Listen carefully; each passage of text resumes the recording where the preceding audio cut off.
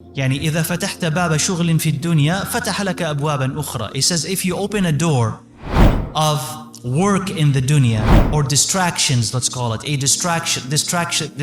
distracting door of the dunya, it opens other distracting doors. Whatever you go into in the dunya, you open one door, it leads to another. So Allah Azza wa Jal says in the Quran, إِنَّ اللَّهَ يُدَافِعُ عَنِ الَّذِينَ آمَنُوا. Allah defends the believers. Allah defends the believers. And Allah's defense and protection is complete. The defense and protection of Allah Azza wa Jal is complete. Like if you think of an insurance policy or bodyguards or whatever who can only partially protect you, but Allah's protection is complete and is proportional to one's iman. So the greater your iman, the greater is Allah's protection. So for Rasulullah sallallahu alayhi wa alihi wasallam, in the beginning in Medina he had guards. And it makes sense for him to be protected, right? With guards, right? Until Allah Azza wa Jal says, Wallahu ya'asimuka minan nas, and Allah will protect you from people. And Allah will protect you from people. So the Prophet alayhi salatu wassalam, right, kind of opened the door, or that curtain actually, he just kind of removed the curtain and spoke to the guard outside and he says, go home. Meaning I don't need you anymore. Where does that protection come from? Allah Azza wa Jal. So the greater your iman, the greater Allah's defense. It descends and it surrounds and it's complete, physical and non-physical. So Allah Azza wa Jal protects you from a lot of harm. Ones that you notice and ones that you don't notice. لَهُ مُعَقِّبَاتٌ مِّن بَيْنِ يَدَيْهِ وَمِنْ خَلْفِهِ يَحْفَظُونَهُ مِنْ أَمْرِ اللَّهِ. Meaning Allah Azza wa Jal says that you have mu'aqibat, meaning you have an angel ahead and an angel behind protecting you with the command of Allah Azza wa Jal. That Allah sends you that protection and you have it with you at all time. And there are a lot of harm that Allah protects you from physically, things that you know and things you do not know.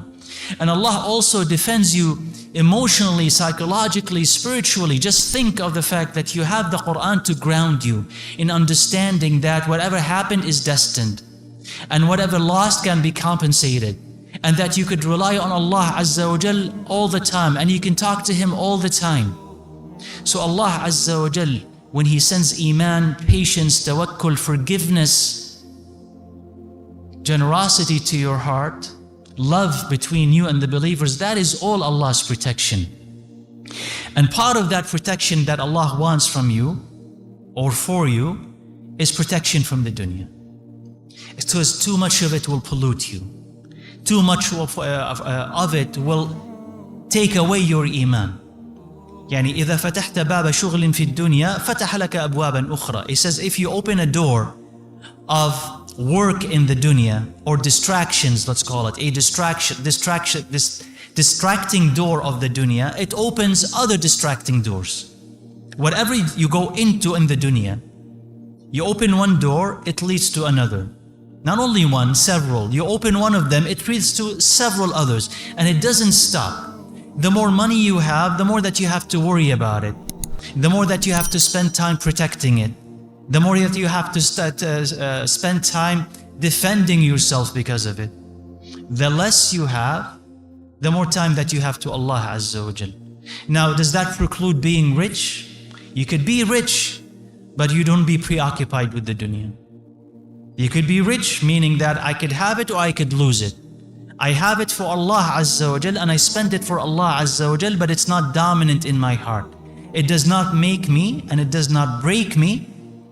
Then yeah, you could be rich. Some of the Sahaba, they were rich, but you understand how they were rich, and it's not the model that we have today. So for most people, that is very difficult, and dunya is very contaminating and very polluting.